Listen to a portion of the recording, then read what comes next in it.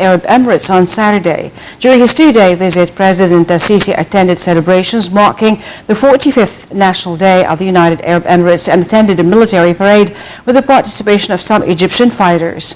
On the second day of the official visit, the President visited the shrine of late Sheikh Zayed bin Sultan Al Nahyan. The head of state also visited Al-Karama Oasis, the memorial of the United Arab Emirates Armed Forces martyrs, where he laid a wreath and inspected an honor list of the martyrs' names. On Thursday, President Al-Sisi and Abu Dhabi Crown Prince Sheikh Mohammed bin Zayed Al Nahyan had held a meeting which focused on means of strengthening bilateral ties and enhancing the cooperation in the face of the current regional challenges.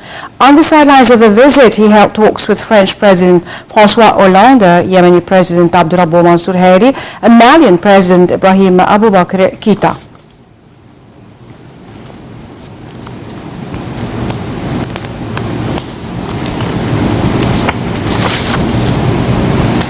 Foreign Minister Sameh Shoukry, on his third day of visiting the United States, met with head of Military Service Committee to the U.S. House of Representatives John McCain.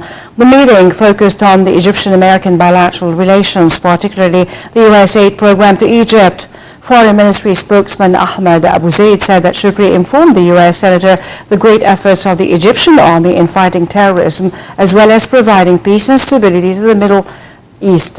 Abou El Gheit added that the Egyptian minister reviewed his country's stance towards Libya, Syria and Iraq in addition to the crisis in Yemen. He stressed the importance of enhancing the role of the country so as to combat terrorism and achieve social stability. The spokesman concluded his statement saying that the meetings which Shoukry held with U.S. officials confirmed the U.S. backing to the Egyptian experiment. Foreign Minister Sameh Shoukry attended a ceremony in the Egyptian embassy in Washington on the occasion of returning 4 pieces of smuggled Egyptian artifacts from the United States. Shoukry also held a number of meetings in Washington.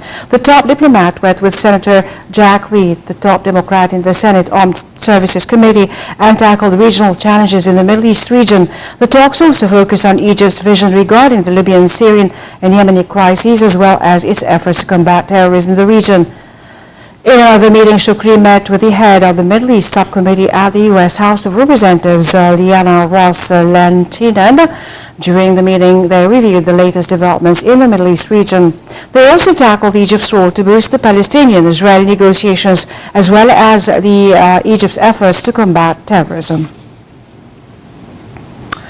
On the sidelines of the Mediterranean dialogue hosted by Rome, Arab League Secretary General Abou El Gheit met with UN envoy to Libya Martin Kobler. Abou El Gheit tackled the latest developments of Libyan crisis and efforts exerted by the UN envoy to push forward negotiations talks among various parties.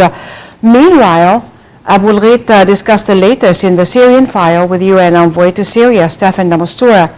The two diplomats reviewed the conclusion of the talks with other parties related to the Syrian issue. Abou El Gheit asserted that the resolution of the Syrian crisis would only be achieved by respecting the Syrian people's will and not by killing more innocent people.